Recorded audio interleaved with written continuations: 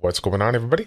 It's Childish back out of the game, coming at you with another Summoners War video. And in today's video, we're going to be taking a look at the new banner that they just literally dropped less than 24 hours ago. The magical archers are in the mix here. So as always, fam, we're going to be taking a look at these three units to see which one is the one to go for if you're looking to summon on this banner. So again, fam, thank you guys so much for clicking on this video. And if you want to see more Summoners War Chronicles, do me a favor, show your support, like the video, subscribe to the channel, and as always, hit that notification bell so you guys know when the next video drops. Let's go ahead and take a look at the first one here, the 5 Magic Archers. But before we get that, let's go ahead and preface this by saying again, Magic Archer bringing in a new type of mechanic. I guess it technically was not new. It was brought in by Silverfang in the recent collaboration.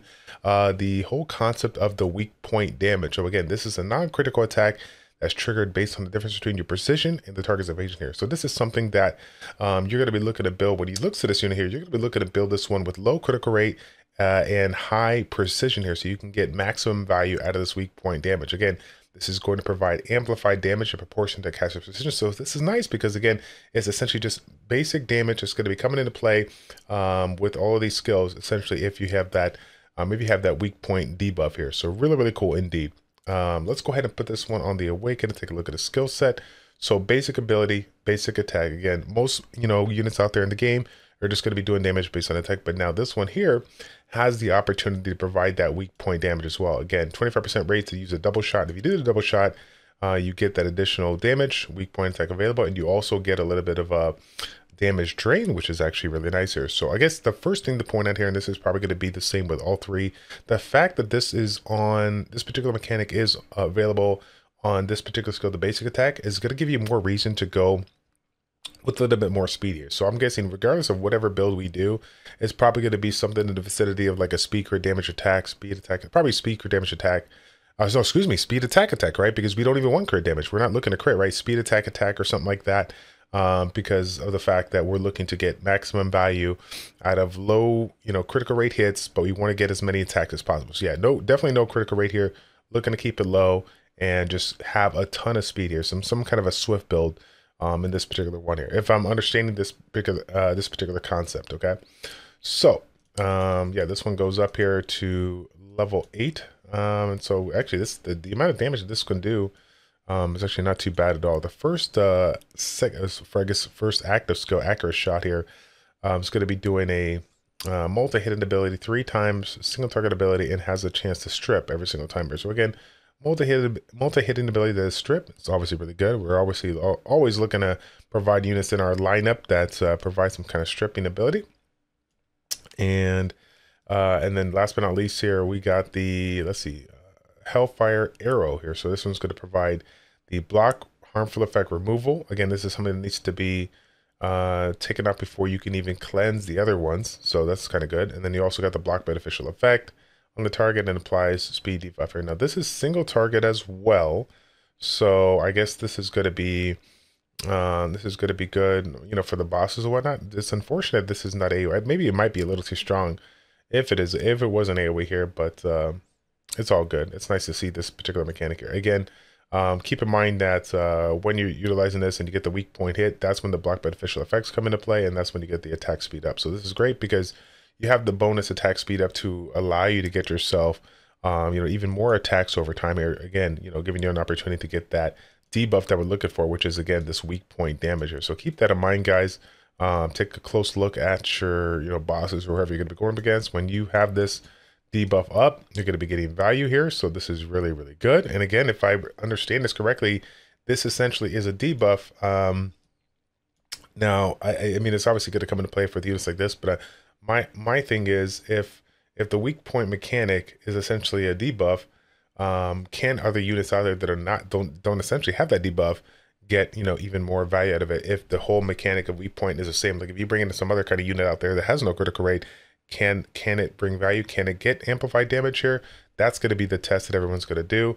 I'm curious because you would think that it would be able to say in the skill set that would be the case here, but if it's not the case, that's all right. There's obviously a lot of things in the game that provides ways of amplifying the damage. We're going to take a look at Ardella, which of course has this unit is kind of near and dear to my heart. For those of you guys that follow me on Summoners War Skyrene, this is one of the units out there that I built for PvP very early in the game, and had an absolute blast with it. Did a lot of one-shot videos and Yeah, it was amazing. But anyways, let's go ahead and get into it. Again, first skill, same thing similar to the fire one here. We're going to have that damage draining ability. Literally no change at all when it comes to the fire one. Second one, though, we'll have an opportunity to get ourselves a defense break on the second skill in addition to the weak point damage. And then last but not least, we do have the skill 3 here, the lightning arrow that's going to be able to block beneficial effects for 16 seconds. And then if you do have the what's it called, the weak point, they were going to be able to get the drain as well. So again, this it is interesting. Yeah, I mean, like I said before, let me take a look at this. I don't know if this keenness is anything like it was in Sky Arena, but it says applies unreliable to a target when magic archers attacks while having drain. So I guess if you really, really need an unrevivable, then it's going to be beneficial or whatnot here. But definitely his passive is definitely not as it was in Sky Arena. Sky Arena kind of had more of a like a Naomi, I think, kind of a passive in Sky Arena versus what it has now. So now, last but not least, I want to go ahead and take a look at Sharon here. Again, this is some more edited video coming into play for this particular recording because of the fact that I missed a couple of things that I wanted to point out in this one. So I want to go ahead and do it over again. As always, the first skill ability, right? We're going to have that weak point ability. Double shot, but this particular one, fire versus and wind have the damage drain. This one here is going to have the block harmful removal effect with a high chance here. Second skill though, it's going to have the recovery received down. So again, it's going to be able to reduce the amount of healing that the opponent's going to get. Honestly, it seems a little underwhelming for me, but I think this third skill here makes up for it. And this is probably one of the main reasons why, if I were to go for any of the 3 units, I probably would go for this one. When it comes to the amount of units out there that provide that Oblivion, it's not all too often, right? I think it's is it just Tesarian, or is there any of these out there outside of LD5s, right? Oh, we do have King. We do have a couple of 2 stars here, so we got a couple of units out there that do have Oblivion, but it is nice to have some additional options nonetheless here. So I like the Oblivion here. I like the high chance of the defense down, attack speed up, all this jazz. I think the Oblivion alongside the defense break, the attack speed up is good. Any opportunity to get yourself, self buff for speed, to have more speed, to go ahead and do this particular skill more and get more chances for that weak point damage, I think it's going to be pretty good. But overall, fire and wind for me are just kind of right at the same spot there. But I think the water for me, because of the fact that it has the Oblivion aspect, self-buffing speed, and then has that defense down there for the main skill. I think that's what kind of gives me the nod. Again, feel free to comment in the comment section down below. Let me know what you guys think, which one you guys think is the best one here. But I think that's what I would say. I like water in the #1 spot, and then kind of a tie between the wind and fire. Pretty much, yeah. But yeah, anyways, guys, that's gonna be it for the video. Thank you guys so much for your support, and as always, fam, if you guys enjoyed this content, you don't know what to do. Like the video, subscribe to the channel, and we will see you guys all in the next one. Take care.